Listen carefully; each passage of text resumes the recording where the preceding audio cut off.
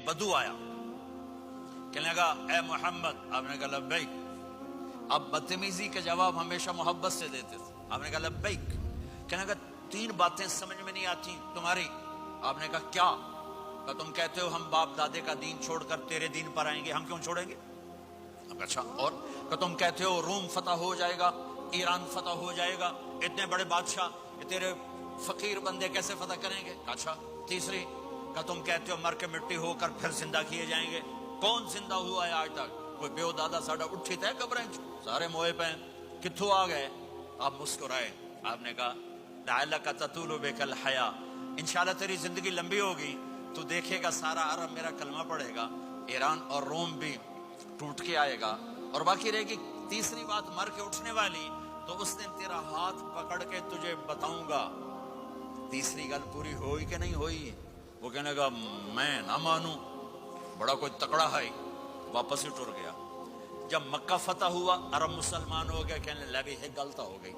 حضرت عمر کے زمانے میں ایران بھی فتح ہو گیا اور روم بھی فتح ہو گیا، کہنے لگے دوئی بھی ہوگی کہ تری ہو ہی نہ جاوے، بھلیا کلمہ پڑھ لے۔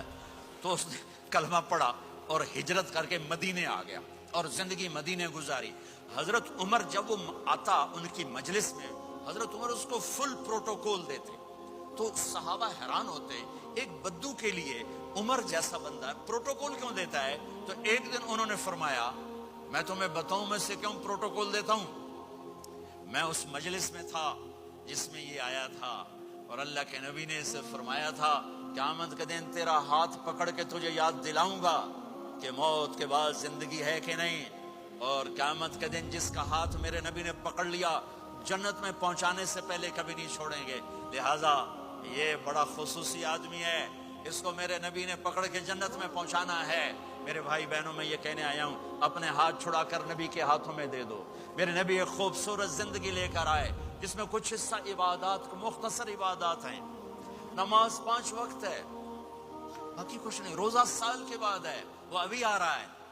میرے نبی پہ 9 رمضان آئے، 9 میرے نبی پر 9 رمضان آئے۔ مدینہ جانے کے بعد ہجرت کے دوسرے سال شعبان کی 2 تاریخ کو پیر کے دن روزے کا فرض ہونا نازل ہوا۔